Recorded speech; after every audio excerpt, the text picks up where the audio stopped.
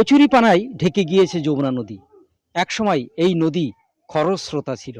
এই নদীকে কেন্দ্র করে গড়ে উঠেছিল প্রাচীন সভ্যতা।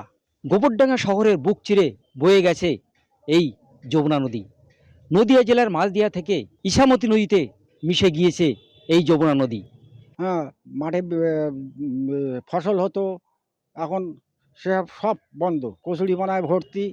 হ্যাঁ, তাতে কি সমস্যা হচ্ছে কি কচুরিপানা? তাতে সমস্যা হচ্ছে, মাঠে চাষবাস হচ্ছে না, মাছ হচ্ছে না। হ্যাঁ, জোয়ার ভাটা খেলছে না। মাছ হতো, হ্যাঁ, মাঠে ফসল হতো, এখন সে সব বন্ধ। নদীতে নর্দমার মতন গন্ধ হয়ে যাচ্ছে জল, তারপরে মশা মশা তৈরি হচ্ছে, তারপরে এই চারি সাইডে নোংরা, তারপরে জলটা আগে জোয়ার ভাটা খেলতো, এখন আর জোয়ার ভাটাই খেলে না, এখন সব এরকম জাম হয়েই থাকে, পুরো কচুরিপানা দিয়ে আটকানো। সরকারের সঙ্গে যোগাযোগ করব যাতে কচুরিপানা পরিষ্কার করা হয় এবং এটাকে কাটানোর ব্যবস্থা করা হয়। জল ধারণ ক্ষমতা কমে গেছে, ফলে খুব অল্প বৃষ্টি, অল্প জল বর্ষা হলেই এটা ভেসে উঠে পাশের অঞ্চলের মানুষদের অসুবিধা হয়, অনেকগুলো অঞ্চল জলমগ্ন হয়।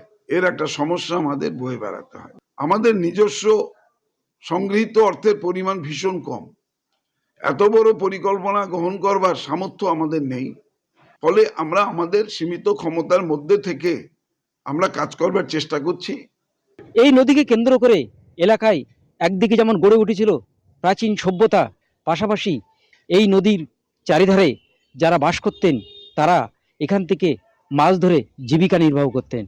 কিন্তু আজ এই কচুরিপানায় ঢেকে গিয়েছে।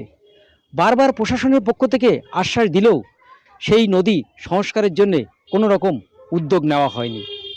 আমার শহর গোবরডাঙ্গা থেকে দেবাশিস মণ্ডলের রিপোর্ট, কলকাতা টিভি।